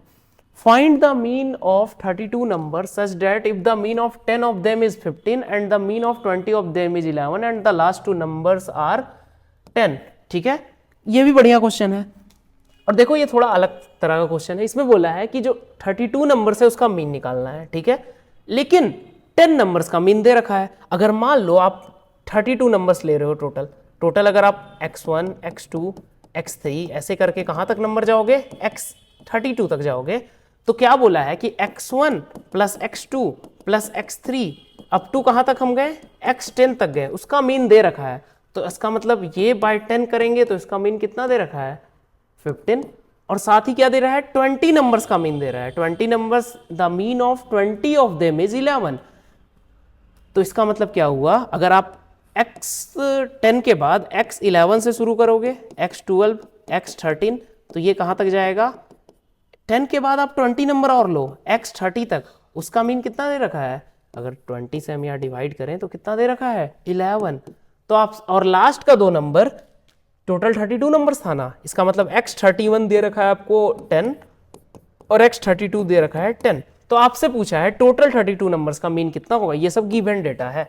तो अगर हम फर्स्ट इक्वेशन देखें और सेकंड इक्वेशन देखें, दो आपको इक्वेशन है ये और ये, तो यहां से आप एक चीज निकाल सकते हो, x1 plus x2 plus x10 तक का वैल्यू आपको कितना मिलेगा? 150 मिलेगा। आप क्रॉस मल्टीप्लीकेशन कर दिए। और सेम x11 x12 से x30 तक कितना मिलेगा? अगर आप क्रॉस मल्टीप्लीकेशन करो तो 220 मिल जाएगा। ठीक है, तो आप अगर देखो तो फर्स्ट नंबर से 30 नंबर का, अगर ये इक्वेशन 1 है इक्वेशन 2 है, अगर हम इक्वेशन 1 प्लस 2 कर दें तो आपको x1 से लेके x30 तक का सम यहां मिल जाएगा। कितना हो जाएगा सम? 220 प्लस 150 यानी कि 370। ये आपको सम मिल गया फर्स्ट नंबर से 30th नंबर तक का। ठीक है, उसके बाद 31st नंबर आपको 10 है, 32th नंबर 10 है, तो इसका मतलब टोटल सम कितना हो जाएगा, टोटल सम अगर करूंगा तो कितना होगा 370 प्लस 10 यानी 390, और टोटल नंबर कितना है 32, तो मीन बराबर कितना हो जाएगा 390/32। तो ये आपका क्या हो जाएगा मीन। तो बात समझ में आया, ये आपका मीन आएगा, इसको आप सॉल्व कर लेना, ठीक है, ये आपका मीन आएगा। बात समझ में आया। पहले हमको क्या देखना पड़ा, पहला 10 नंबर्स का, फिर बाद में बाकी 20 नंबर्स का, और लास्ट 2 नंबर्स आपको गिवन है। तो हम क्या निकाल दिए, सम निकाल दिए अलग अलग करके। बात समझ में आया। तो ये भी क्वेश्चन बढ़िया था। ठीक है, तो ये क्वेश्चन था आपका, अगर आप मीन में देखो तो। उसके बाद अगर हम देखें और भी क्वेश्चंस होगा, जैसे ये क्वेश्चन है, इसमें आपको क्या निकालना है, मीन मीडियन मोड। तो चलो अभी मीडियन और मोड का हमने डिस्कशन नहीं किया है, लेकिन अगर हम मीन का ही बात करें तो इसमें क्लास दिया हुआ है। कैसे दिया है, 0 to 20, 20 से 40, 40 to 60, 60 to 80, ऐसे आपको क्लास दे रखा है। तो अगर आप यहाँ पे टेबल बनाना चाहो, सबसे पहले आप क्या लिखोगे, क्लास इंटरवल। ये क्या होगा, 0 से 20, 20 से 40, 40 से 60, 60 से 80, 80 से 100, 100 से 120, और लास्ट 120 से 140। उसके बाद आपका क्या फ्रीक्वेंसी दे रखा है, फ्रीक्वेंसी है 6, 8, 10, 12, 653, 653। ये आपको क्या दे रखा है फ्रीक्वेंसी। अब हमें क्या निकालना है, अगर हम यहाँ पे डायरेक्ट मेथड लगाएं तो उसके लिए हमको सबसे पहले x तो चाहिए ही। अगर डायरेक्ट आप नहीं भी लगाओ, दूसरा मेथड भी लगाओ, तो आपको x चाहिए। x निकालने के लिए हम क्या करते हैं, क्लास मार्क निकालने के लिए lower limit plus upper limit by 2, तो 0 + 20/2 कितना हो गया 10, 20 + 40/2 यानी 20 + 40 60/2 यानी कि 30। और नेक्स्ट आप क्या कर सकते हो, यहाँ पे क्लास साइज जो है ये 20 का है, तो आप 20 बस ऐड करते जाओ। तो 30 में 20 ऐड करेंगे 50, 50 में 20 ऐड करेंगे 70, 70 में 20 ऐड करेंगे 90, 90 में 20 ऐड करेंगे तो ये हो जाएगा 110, और 110 में 20 ऐड करेंगे तो 130। अगर आप डायरेक्ट मेथड यहाँ लगाओगे तो ये कॉम्प्लिकेटेड हो जाएगा, थोड़ा सा आपका कैलकुलेशन बढ़ जाएगा, क्योंकि FI XI आप देख रहे हो थोड़ा सा लंबा वैल्यू आएगा। लेकिन आप अगर दूसरा मेथड लगाओ, एज्यूम्ड मीन मेथड लगाओ या फिर स्टेप डेविएशन मेथड लगाओ, तो आपका इजीली बन सकता है। तो हम क्या करते हैं, एज्यूम्ड मीन मेथड लगाते हैं। तो एज्यूम्ड मीन के लिए क्या हमने कहा था, बीच का कोई वैल्यू मान लेना है। तो बीच का वैल्यू कौन सा है, अगर ऊपर का 3 हम छोड़ दे और नीचे का 3 छोड़ दे तो 70 है। तो हम यहाँ क्या करते हैं, लेट a बराबर 70। a क्या है, एज्यूम्ड मीन है। कौन सा मीन है, एज्यूम्ड मीन। एज्यूम्ड मीन हमने कितना माना, 70 माना, ठीक है। तो हमको अब क्या निकालना पड़ता है यहाँ पे, अगर हम एज्यूम्ड मीन 70 मान लिए हैं, इस वैल्यू को हम ऊपर लिख देते हैं, a = हमने क्या मान लिया 70, ठीक है। तो हमें क्या निकालना होगा, di का फॉर्मूला क्या होता है, xi माइनस a। तो इसका मतलब xi माइनस 70 आपको करना होगा। तो xi माइनस आप 70 करो यहाँ पे टेबल में। तो अगर xi माइनस 70 करोगे तो xi यहाँ रखते जाओ, 10 रखोगे 10 माइनस 70 होगा -60, 30 माइनस 70 हो जाएगा आपका -40, 50 माइनस 70 हो जाएगा -20, 70 माइनस 70 0, 90 माइनस 70 20, 40, और ये 130 माइनस 70 60। तो ये आपका क्या आ गया, di आ गया, ठीक है, di आ गया। तो हम ये कौन सा मेथड लगा रहे हैं, हम लगा रहे हैं यहाँ पे एज्यूम्ड मेथड। तो उसके लिए अब हमको क्या निकालना होगा, FI × DI निकालना होगा। तो FI × DI अगर आप निकालोगे तो क्या करना है, फ्रीक्वेंसी और DI को मल्टीप्लाई कर देना है। तो 6 × 6 -360, 8 × 4 -320, 10 × -20 यानी कि -200, 12 × 0 यानी कि 20, 6 × 20 यानी कि 120, 5 × 40 यानी कि 200, और 60 × 30 यानी कि 180। तो ये आपका क्या आ गया, FI DI। तो अगर आप लगाते हो एज्यूम्ड मीन मेथड तो मीन बराबर क्या होता है, a plus summation FI DI upon summation FI। तो यहाँ पे आपको समेसन FI DI चाहिए, समेसन FI DI चाहिए, और यहाँ पे एक और चीज क्या चाहिए, समेसन FI चाहिए, ठीक है। तो समेसन FI देखो कितना आएगा, अगर हम यहाँ सबको ऐड कर दें, 12, 8, 20 और 10 30, 36, 30 कितना हो जाएगा, 6, 14, 24, 42 और 8 50, ये आपको कितना मिलेगा 50, ठीक है। अगर आप सारे फ्रीक्वेंसी को ऐड कर दोगे, ठीक है, 24 और 10 34 to 36, 36 और 11 और 3 14, तो ये कितना आ जाएगा 50। और समेसन FI DI कितना आएगा वो भी देखो कितना आएगा, अगर हम यहाँ पे समेसन FI DI करें कितना आएगा, सबको ऐड कर दो, 180 + 120 300 to 500, 500 से 200 गया 300 बचा, 300 और यहाँ पे और क्या है 360 है, 360 माइनस में है, नीचे प्लस में आपका आया था 500 में से 200 गया, 300 बचा, तो यहाँ -20 बचा और ये -360 यानी -380। तो समेसन FIDI आपका नेगेटिव भी आ सकता है, कोई इसमें दिक्कत नहीं है, ठीक है। इसका मतलब हमने एज्यूम्ड मीन जो माना था वो मीन से बड़ा माना था, इसलिए ये माइनस आया।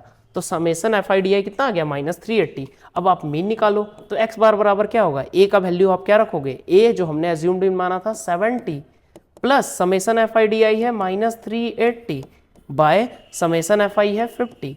तो ये कितना क्या हो जाएगा आपका मीन का वैल्यू, तो 70 यहाँ से अब अगर आप काटोगे तो 70 - 38/5, तो ये कितना हो जाएगा 7 5 350 - 38/5, तो ये आ जाएगा 312/5। अब इसको अगर आप सॉल्व करोगे तो ये आपका मीन आएगा, ठीक है। तो ये आपका क्या रहेगा मीन का वैल्यू, ठीक है। तो ये मीन का वैल्यू कुछ रहेगा 62 के आसपास, 62.4 के आसपास आएगा आपका वैल्यू, तो ये आपका मीन होगा। ये किस मेथड से हमने निकाला, एज्यूम्ड मीन मेथड से। आप चाहे तो यहाँ पे स्टेप डेविएशन मेथड भी लगा सकते थे। स्टेप डेविएशन मेथड के लिए आपको एक और यहाँ पे कॉलम ऐड करना पड़ता, मतलब मेनली 2 कॉलम, एक UI और दूसरा FI/UI। अगर आप UI लिखते तो अब DI में H का डिवाइड करते, H यहाँ पे 20 था, जो क्लास साइज का गैप था वो कितना था 20 था, तो आप किससे डिवाइड करते 20 से, तो DI कितना है -60 में 20 डिवाइड कर दोगे तो -3 -2 -1 0 1 2 3, ये आपका आ जाएगा UI। उसके बाद FI/UI निकालो तो 6 × 3 -18 -16 -10 0 6 6 × 1 6 5 × 2 10 और 3 × 3 9, ठीक है। तो यहां से आपका FI/UI निकल सकता था। आप फिर क्या करते, फिर फॉर्मूला अगर लगाते x बार का तो ये क्या होता है a plus summation FI/UI by summation FI into H, ये फॉर्मूला आप फिर लगा के बनाते, ठीक है। तो भी आपका सेम ही आंसर आता। तो आप इसको खुद से ट्राई करना, और डायरेक्ट मेथड से आप FI/XI बाय समेसन FI निकाल सकते हो, उससे भी निकलेगा सेम ही मेथड, ठीक है, सेम ही आंसर आएगा।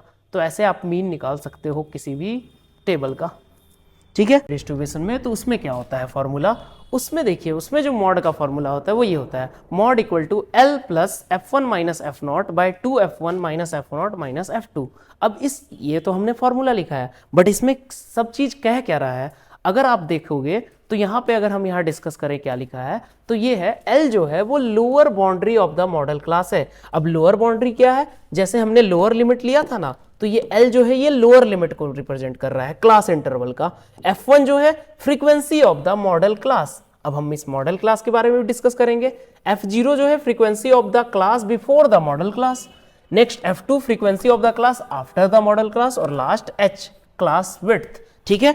तो अगर हम एक एक चीज को यहां डिस्कस करें, मॉड बराबर हमने क्या लिखा था L plus F1 - F0 by 2F1 - F0 - F2 into H, ये लिखा था। तो L जो हम लिखे हैं ये लोअर बाउंड्री है मॉडल क्लास का, किस क्लास का, मॉडल क्लास का लोअर बाउंड्री है। मतलब अगर मॉडल क्लास आपका 40 to 50 है तो L ये होगा, 40 जो होगा वो L होगा।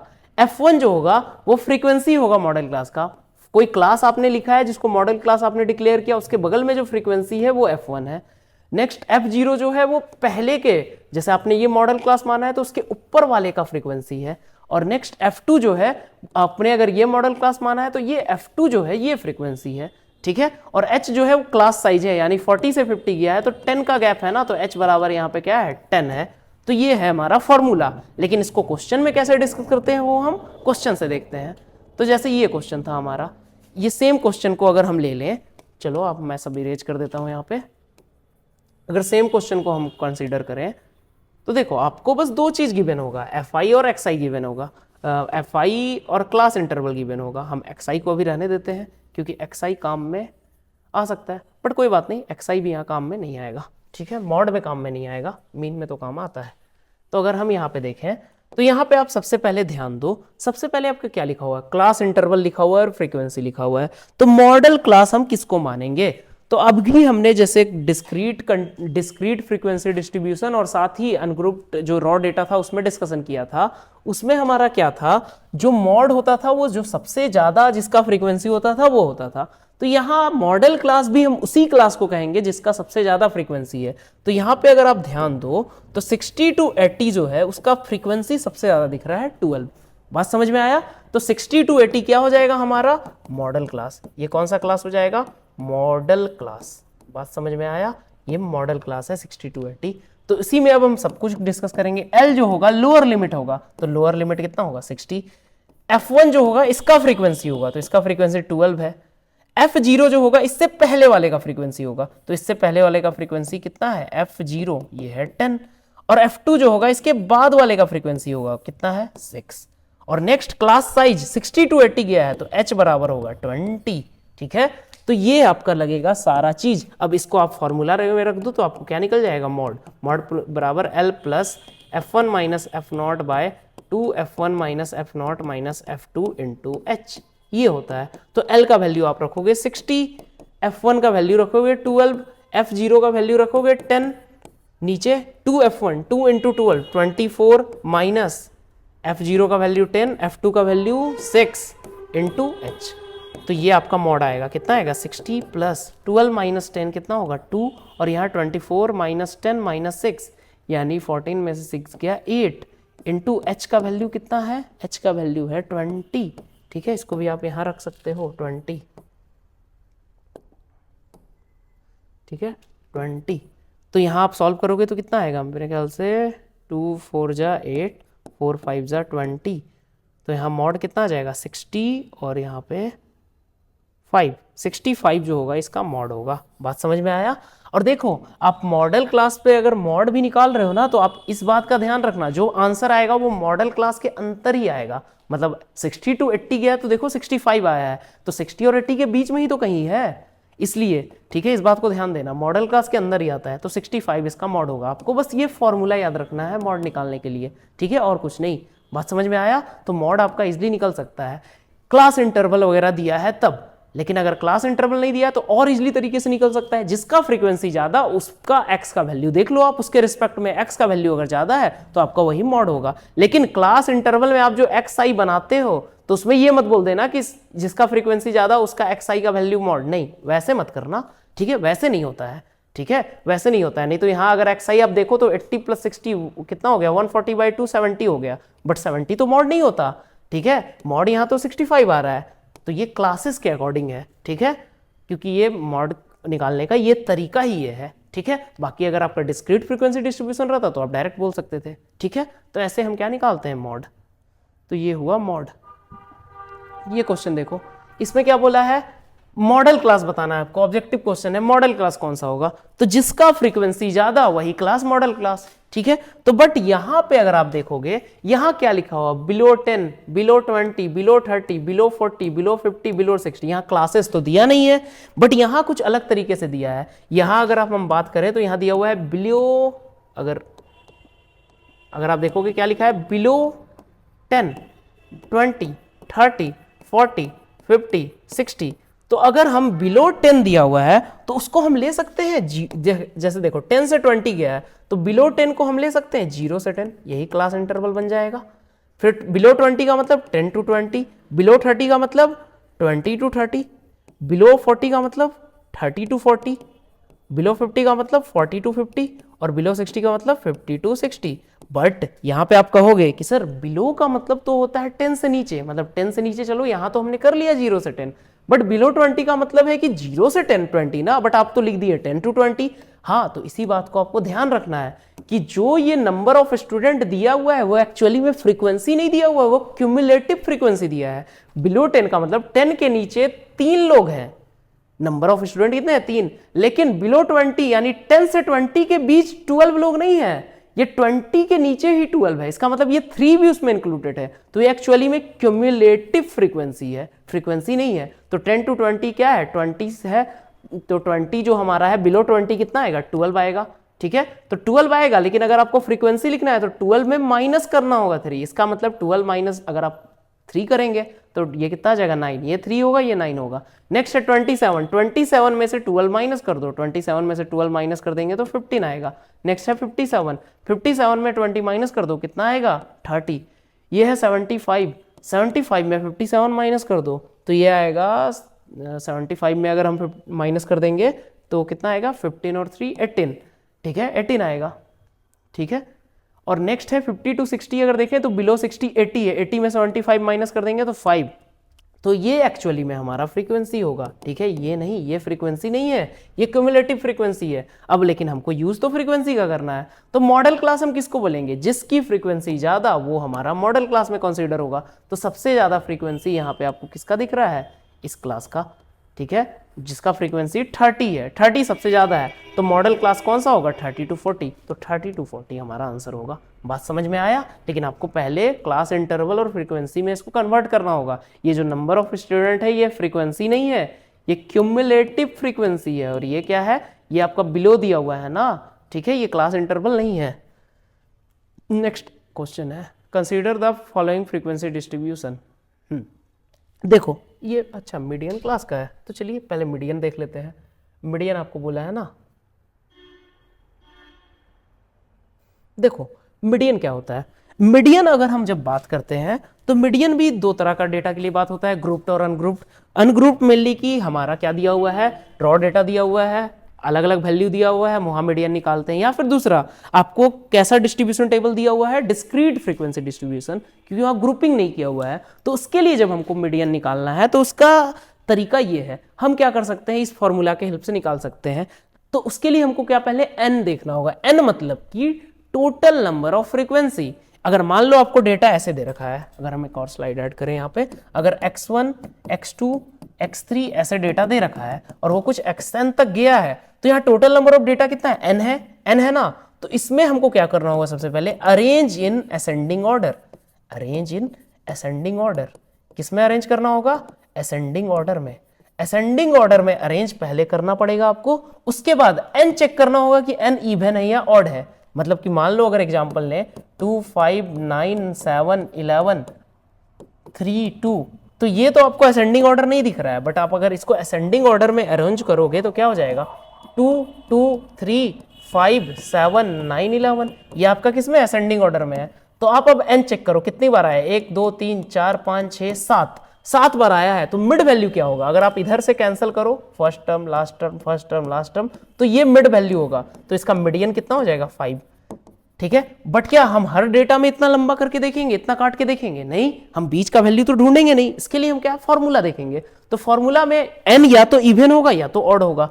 तो अगर n आपका ऑड होगा तो हम बीच वाला टर्म बोलेंगे। तो बीच वाला टर्म निकलेगा कैसे, हम n में एक ऐड करके 2 से डिवाइड कर देंगे। जैसे कि यहां कौन सा टर्म आया था, फोर्थ टर्म आया था ना, तो फोर्थ टर्म के लिए हम क्या करेंगे, n ऑड अगर रहेगा तो हम n, अगर वहां 7 था तो 7 + 1/2th ऑब्जर्वेशन, तो कितना आ गया, फोर्थ ऑब्जर्वेशन। तो फोर्थ ऑब्जर्वेशन ही हमारा क्या था, मीडियन था। बात समझ में आया। लेकिन एक बात ध्यान रखना है, असेंडिंग ऑर्डर में अरेंज करना है आपको हर हाल में, ठीक है। तो असेंडिंग ऑर्डर में अरेंज करने के बाद ही आएगा। और अगर आपको इवन के लिए देखना है तो मान लो अगर हम इवन ले लिए 2 4 7 5 3 1, ये कितना है, इवन है। तो इवन इसको भी अरेंज करो असेंडिंग ऑर्डर में, तो क्या बनेगा, 1 2 3 4 5 7। तो इसमें आप इवन है, तो इवन में तो कोई बीच का आपको दिख नहीं रहा, तो उसके लिए आप क्या करोगे, सब क्या है फॉर्मूला, n/2th ऑब्जर्वेशन। टोटल 6 है ना, तो 6/2th यानी कि third observation plus fourth observation bye 2। तो इसका मतलब third observation plus fourth observation bye 2 ये करना होगा। तो थर्ड ऑब्जर्वेशन है 3 + 4/2, यानी कि इसका मीडियन कितना हो जाएगा, 3.5। बात समझ में आया, ये होगा मीडियन। तो आप इस फॉर्मूले को नोट कर लो अच्छे से, ठीक है। तो ये होता है फॉर्मूला इवन और ऑड के लिए जब अनग्रुप डेटा का बात होता है, ठीक है। नेक्स्ट चलते हैं हम ग्रुप डेटा में। ग्रुप डेटा में क्या होता है मीडियन, ये देखिए ग्रुप डेटा में जो मीडियन होता है वो ये रहा, the median of a group data that split the data into 2 halves it found obtaining the cumulative frequency corresponding to the middle position of the total data.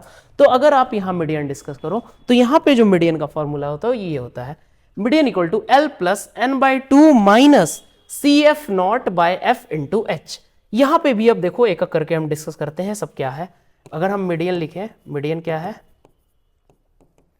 L + n/2 minus CF0/f × h। ये आपका क्या है, median है, ठीक है। तो अगर हम यहाँ मीडियन देखें तो इसमें जो L है वो क्या है, वो लोअर लिमिट है मीडियन क्लास का। कौन से क्लास का, मीडियन क्लास। मॉडल क्लास मत आप समझना, यहाँ मीडियन क्लास है। दूसरा N जो है वो टोटल फ्रीक्वेंसी है, मतलब टोटल फ्रीक्वेंसी का समेसन है, ठीक है। CF0 जो है वो क्यूमुलेटिव फ्रीक्वेंसी है, लेकिन मीडियन क्लास का नहीं है। अगर आपका एक मीडियन क्लास ये बन रहा है 40 to 50, इसका अगर कुछ फ्रीक्वेंसी है और इसका कुछ क्यूमुलेटिव फ्रीक्वेंसी है, तो इसके ऊपर का क्यूमुलेटिव फ्रीक्वेंसी हमको लेना है, ठीक है। उसी तरह फ्रीक्वेंसी ऑफ मीडियन क्लास, जो इसके सामने फ्रीक्वेंसी लिखा हुआ वो है ये, और CF0 उसके ऊपर वाला है, और H 40 to 50 हमने लिया है तो 10 का गैप है, तो H जो है वो क्लास साइज है। तो इस फॉर्मूला पे आपको क्या करना है, बनाना है, ठीक है। तो उसके लिए भी हम क्वेश्चन को देखते हैं। ये है question, the following data marks of 9 student in a class, find the median. ये भी बढ़िया, ये सिंपल क्वेश्चन है, आप बना सकते हो। जैसे डेटा दिया हुआ है 34, 32, 48, 38, 24, 30, 27, 21, 35। अगर आप काउंट करो 1 2 3 4 5 6 7 8 9, टोटल 9 है, तो इसका मतलब 5th टर्म होगा। लेकिन हमको सबसे पहले असेंडिंग ऑर्डर में अरेंज करना होगा, तो असेंडिंग ऑर्डर में सबसे छोटा कौन होगा, वो सबसे छोटा होगा आपका 21। तो 21 नेक्स्ट, 24 नेक्स्ट, 27 नेक्स्ट कौन सा है, ठीक है 30 है, 32 है, उसके बाद कौन सा है 34 है, 32, 34, 35 है, और नेक्स्ट क्या है, कितना हो गया 3 2 5 2 7, 38 और 48 है, ठीक है। और n कितना है 1 2 3 4 5 6 7 8 9, 9 है। तो हमारा कौन सा होगा n+1/2th ऑब्जर्वेशन, यही हमारा क्या हो जाएगा, मीडियन। मीडियन क्या होगा n+1/2th ऑब्जर्वेशन। तो n कितना है, n है 9, तो 9+1 यानी 10/2th, यानी कि 5th ऑब्जर्वेशन। 5th ऑब्जर्वेशन, तो 5th ऑब्जर्वेशन कौन सा है 1 2 3 4 5, यानी कि 32 आंसर, ठीक है। 32 इसका आंसर होगा। हम बनाएंगे लेकिन कैसे, असेंडिंग ऑर्डर में अरेंज करने के बाद, ठीक है। समझ में आया, तो ये हुआ इसका आंसर मीडियन का, ठीक है। आगे हम करते हैं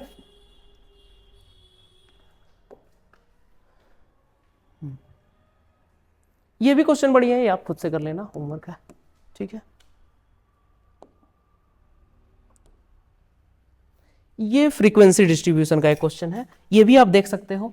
इसमें भी अगर आप देखो तो यहाँ पे देखो x जो आपका है असेंडिंग ऑर्डर में अरेंज है, ठीक है, असेंडिंग ऑर्डर में अरेंज है। फ्रीक्वेंसी सबसे ज्यादा यहाँ तो नहीं, यहाँ पे आपको पहले फ्रीक्वेंसी का समेशन देखना होगा। n जो होता है वो हमारा क्या होता है, सम ऑफ फ्रीक्वेंसी होता है। तो कितना आएगा 10 8 18, अगर आप यहाँ सबको ऐड कर दो तो यहाँ कितना हो जाएगा 18 और 11 29, 29 18 16 19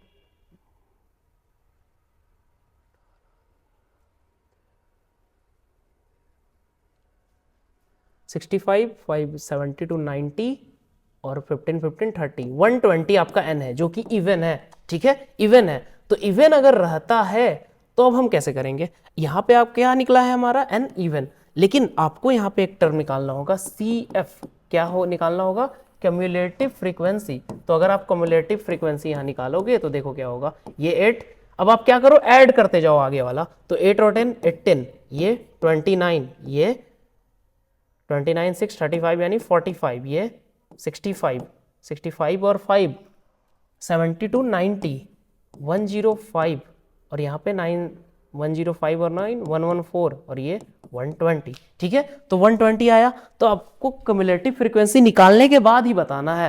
तो ये देखो n बराबर यहाँ आया 120, ठीक है। तो n तो इवन है ना, तो इवन के लिए हमने क्या बताया था, n/2th plus n/2 plus 1th observation by 2। तो n/2th मतलब 120/2 यानी 60th ऑब्जर्वेशन। तो एक बात बताओ 60th ऑब्जर्वेशन आपका यहाँ कहाँ पे आएगा, तो 60th ऑब्जर्वेशन जो आएगा क्यूमुलेटिव फ्रीक्वेंसी के अकॉर्डिंग 65 से पहले आएगा, क्योंकि 45 तक का ये ऑब्जर्वेशन है, तो 45 के बाद का यहाँ पे है, यानी कि उसका ऑब्जर्वेशन 5 है। तो 65 तक का यानी कि n/2th यानी 60, 60th प्लस 61th बाय 2, तो 60th ऑब्जर्वेशन 5 होगा, 61th भी 5 होगा, बाय 2 करोगे तो कितना आ जाएगा 10/2 यानी कि 5। तो यही इसका क्या हो जाएगा, मीडियन। बात समझ में आया, ये मीडियन हो जाएगा। तो ये तरीका होता है।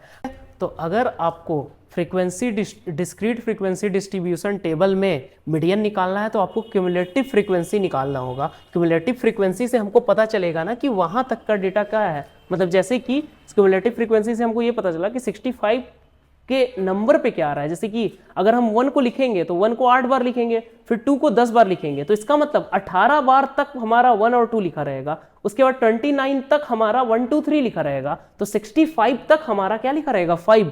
तो इसका मतलब 60th नंबर पे भी 5 होगा और 61th नंबर पे भी 5 होगा। ठीक है, क्योंकि 45 जो लिखा हुआ है यहाँ पे वहां तक तो 4 ही लिखा रहेगा, क्योंकि 4 ये 8 बार आएगा, ये 10 बार आएगा, ये 11 बार आएगा, ये 16 बार आएगा, तो 45 बार तक सिर्फ 4 लिखा रहेगा। लेकिन 45 के बाद 20 बार तो आपका ये लिखा रहेगा 5। ठीक है, तो 5 ही आपका मिड वैल्यू होगा जो हमारा निकालते हैं 60th प्लस 61th। ठीक है, तो 5 ही आपका क्या हो जाएगा मीडियन। तो इसके लिए आप क्यूमुलेटिव फ्रीक्वेंसी पहले निकालोगे। बात समझ में आया?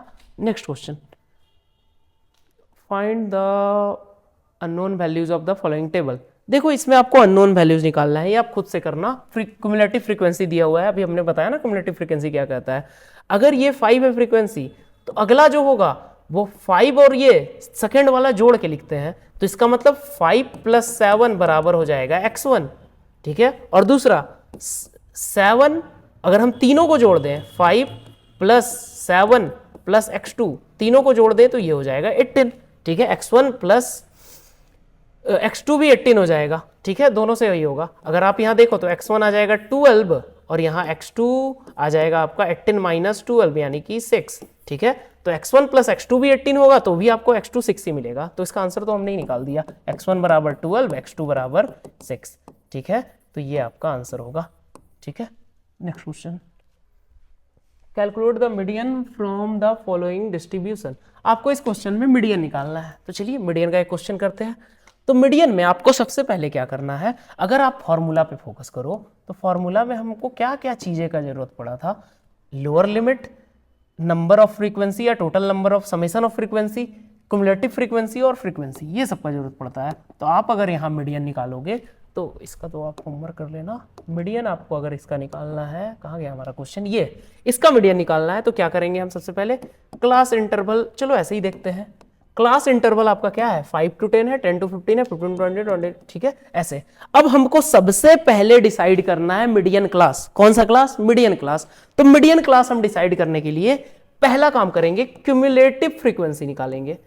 कौन सा फ्रीक्वेंसी, क्यूमुलेटिव फ्रीक्वेंसी। तो क्यूमुलेटिव फ्रीक्वेंसी निकालने के लिए आप क्या करोगे, अगला टर्म को ऐड करते जाओगे, अगला फ्रीक्वेंसी को ऐड करते जाओगे। तो ये 5, ये 11, ये 15 और 11 26। ठीक है, उसके बाद 15 26 और 10 36, 41 45 47 और 49। तो 49 जो होगा हमारा वो क्यूमुलेटिव फ्रीक्वेंसी होगा। ठीक है, 49 के ये लास्ट का क्यूमुलेटिव फ्रीक्वेंसी होगा, इसका 5 इसका 11। अब हम क्या करते हैं, और 49 ही जो होगा वो समेशन ऑफ फ्रीक्वेंसी होगा जिसको हम n कहते हैं। तो n कितना निकलेगा 49, तो n बराबर यहाँ कितना आ गया 49, कितना आ गया n बराबर 49। तो हमको n/2 अब निकालना है, तो n/2 कितना होगा 24.5, 49 का आधा 24.5। ठीक है, तो ये हमारा होगा n/2। तो अब आप क्यूमुलेटिव फ्रीक्वेंसी को देख के बताओ कि 24.5 कहां लाए करेगा। अगर आप यहां ध्यान से देखो तो अगर ये 5 है तो 5 का मतलब ये 5 तक खत्म हो गया, 11 का मतलब 11 तक खत्म हो गया, 26 का मतलब ये 26 तक खत्म हुआ है। इसका मतलब 24.5 यही इसी के अंदर लाया करेगा ना। ये 11 तक खत्म हो गया, बट 11 के बाद 26 तक ये क्लास डिपेंड करेगा। तो इसका मतलब ये जो हमारा क्लास होगा यही कौन सा क्लास होगा, मीडियन क्लास। तो हम यहाँ पे क्या लिखेंगे, मीडियन क्लास जो होगा वो क्या होगा, मीडियन क्लास जो होगा वो होगा 15 to 20। बात समझ में आया। अब इसका लोअर लिमिट कितना है 15 है। ठीक है, n/2 का वैल्यू है 24.5। अब हमको और क्या जानना है इसमें, CF0 मतलब cumulative frequency of the class before median class. Median class के पहले का क्युमुलेटिव फ्रीक्वेंसी कितना है 11 है। ठीक है, और फ्रीक्वेंसी उसी क्लास का फ्रीक्वेंसी कितना है 15।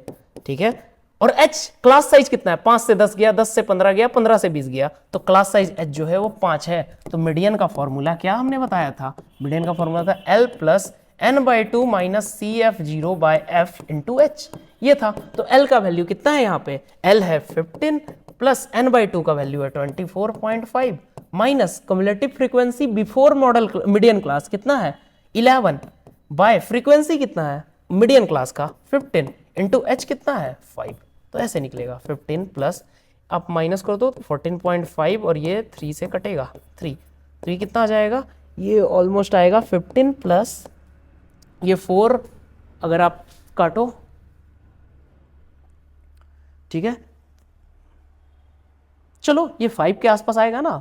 अगर यहाँ पे हम देखें 4 बार में 12 4.8 के आसपास आएगा, उससे थोड़ा बड़ा ही, तो ये हमारा मीडियन आ जाएगा, मतलब कि 19.8 से थोड़ा सा बड़ा ही हमारा क्या आएगा मीडियन, तो ये क्या होगा मीडियन होगा। अब यहाँ आप ध्यान से देखो 15 से 20 के बीच ही ना मीडियन आ रहा है, तो 19.8 के आसपास जो आएगा वो क्या होगा, इसका मीडियन होगा, और मीडियन क्लास के अंदर ही आना चाहिए मीडियन, ठीक है, बात समझ में आया, तो ये इसका आंसर होगा 19.8, बात समझ में आया, तो ऐसे होगा सॉल्व मीडियन, ठीक है। लेकिन आपको n/2 को कैसे चेक करना है, क्यूमुलेटिव फ्रीक्वेंसी के अंदर, बात समझ में आया, वैसे ही सॉल्व होगा, ठीक है। तो सिर्फ फॉर्मूला याद करने से कोई फायदा नहीं, आपको मेथड भी मेन देखना होगा कि किस तरीके से हम मेथड लगाएंगे, ठीक है।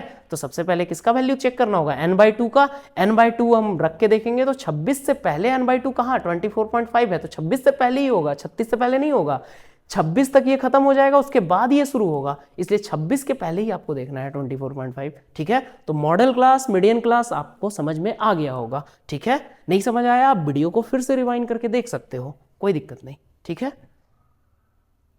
हाँ, अब ये देखो, compute the median for the following number cumulative frequency, ये क्वेश्चन भी अच्छा है, इसमें भी आपको क्या है, क्लास इंटरवल बनाना होगा, तभी हम मीडियन क्लास बता पाएंगे, या फिर और साथ ही आपको कम्युलेटिव फ्रीक्वेंसी दे रखा है, क्या बोला है, less than 20, less than 30, less than 40, less than 50, तो इसमें अगर हम क्लास इंटरवल बनाएंगे तो इसका मतलब क्या होगा, लेस देन 20 यानी 20 से पहले, अगर आप गैप देखो तो 20 से पहले 0 है, मतलब 20 से पहले कुछ है ही नहीं, तो इसका मतलब, और लेस देन 30 30 है, 20 से पहले कुछ नहीं है लेकिन 30 से पहले 4 है, इसका मतलब 20 से 30 कितना है, 4 है, 20 से 30 कितना है, 4 है।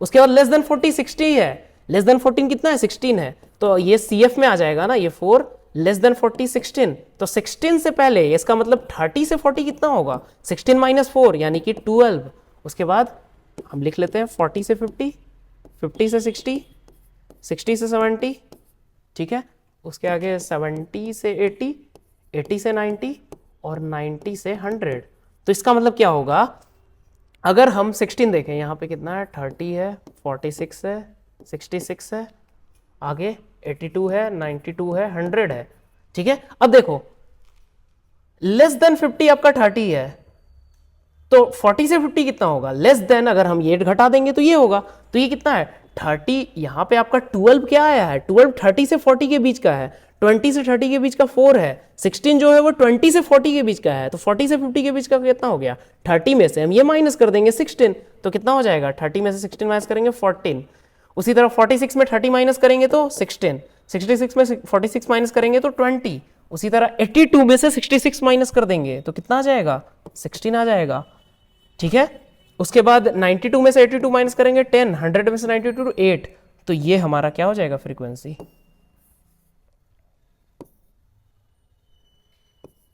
क्या हो जाएगा, फ्रीक्वेंसी। यहाँ कितना था, 80 में से 82 में से 60 यानी 16, 90 10 और ये 8, ये हम लिख देते हैं कम्युलेटिव फ्रीक्वेंसी, ठीक है, कम्युलेटिव फ्रीक्वेंसी, और ये फ्रीक्वेंसी है, तो ये कितना हो जाएगा आपका 90 कितना 82 92 और 100, ठीक है।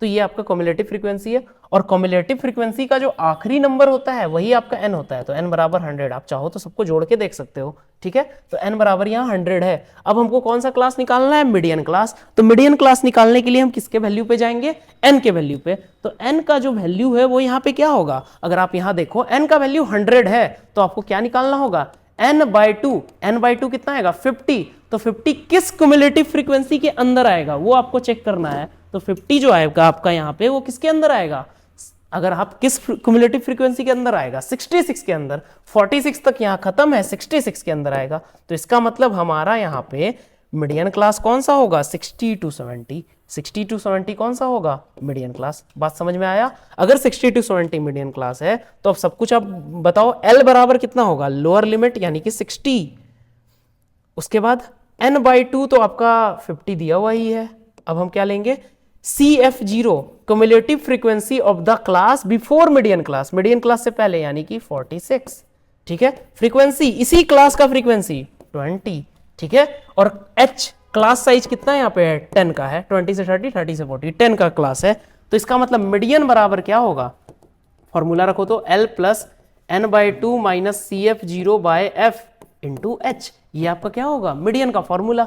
L का वैल्यू रखो, L का वैल्यू कितना है 60 प्लस एन बाई टू आपका 50 है, सी एफ जीरो का वैल्यू आपका दिया हुआ है 46, फ्रीक्वेंसी है 20 इंटू 10।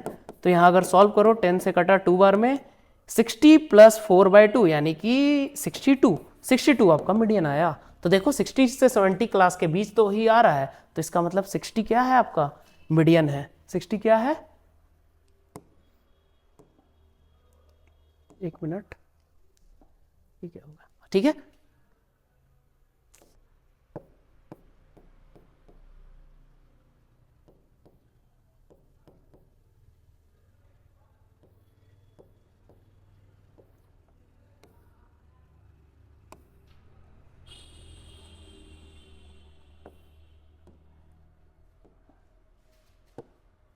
ठीक है, तो आपका यहाँ पे कितना मीडियन आया था 62, ठीक है। आप सारा स्टेप देख लिए थे, ये हट गया है, कोई बात नहीं, नेक्स्ट क्वेश्चन में चलते हैं।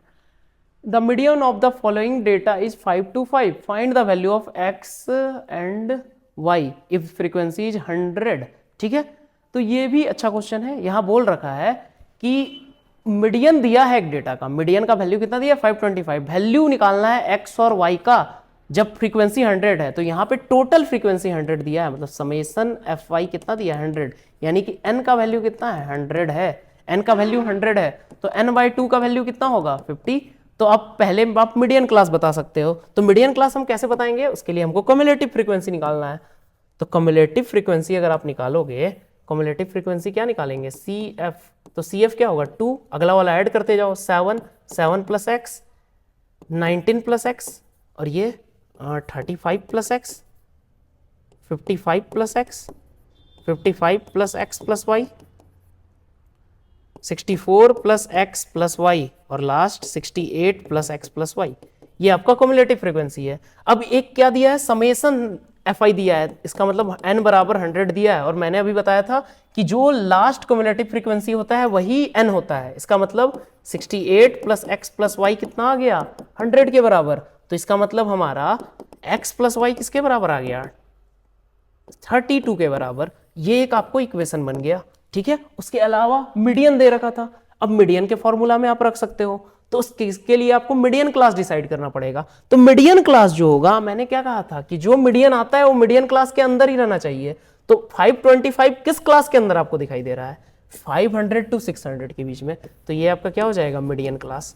कौन सा क्लास हो जाएगा मीडियन क्लास। अब बता दो L क्या होगा, L होगा 500, क्लास साइज क्या होगा, क्लास साइज होगा 100, और कुछ कुमुलेटिव फ्रीक्वेंसी इसके ऊपर का, तो ये आपका मीडियन क्लास है पूरी तरह से। उसका फ्रीक्वेंसी 20 है, तो f बराबर 20 हो जाएगा, लेकिन उसके पहले का हमको सी एफ नॉट लेना है, तो सी एफ नॉट ये हो जाएगा 35 प्लस एक्स, ठीक है। अब आप इसको मीडियन का फॉर्मूला में रखना, वहां से आपको एक और इक्वेशन मिल जाएगा, या फिर एक और इक्वेशन नहीं, आप जब मीडियन के फॉर्मूला में रखोगे तो सिर्फ x आ जाएगा, क्योंकि यहां सिर्फ वेरिएबल आपको x दिखाई दे रहा है, ठीक है। x आ जाएगा, आप x को यहां रख देना तो y का वैल्यू आ जाएगा, ठीक है। ये आप खुद से सॉल्व कर लेना, ठीक है, होमवर्क है ये, मैंने बता दिया किस प्रोसेस से करेंगे, ठीक है, आप सॉल्व कर लेना, ठीक है। तो यही तक थे आपके मीन मोड मीडियन के क्वेश्चंस। जो भी हमने आपको होमवर्क दिया है वो आप सब अपने से कर लेना, और साथ ही जितने भी क्वेश्चंस मैंने यहाँ प्रैक्टिस करवाए हैं आप खुद से ही प्रैक्टिस करो, क्योंकि मैथ्स में आपको पता है, मैं फिर से वही बात कहना चाहूँगा कि जितना आप प्रैक्टिस करोगे उतना ही आपको मैथ्स अच्छे से समझ में आएगा, उतना ही आपको अच्छे से डाउट क्लियर होगा, ठीक है। तो आप क्या कर सकते हो, अपने क्लास नोट्स को अच्छे से रिवाइज करो, एनसीईआरटी के आप सारे क्वेश्चंस लगाओ, एग्जाम्पलर प्लस एक्सरसाइज, साथ ही पीवाईक्यू भी आप लगा सकते हो, जिससे आपका कॉन्फिडेंस बिल्ड हो, ठीक है। मीन मोड मीडियन के आप पीवाईक्यू भी लगाओ। तो बस इस वन शॉट लेक्चर में इतना ही। बाकी अगर आपको वीडियो समझ में आया हो तो आप और भी दोस्तों के साथ शेयर करो, ताकि उनको भी हेल्प हो जाए। बस मिलते हैं हम नेक्स्ट वीडियो में, तब तक के लिए thank you so much and all the best for your exam.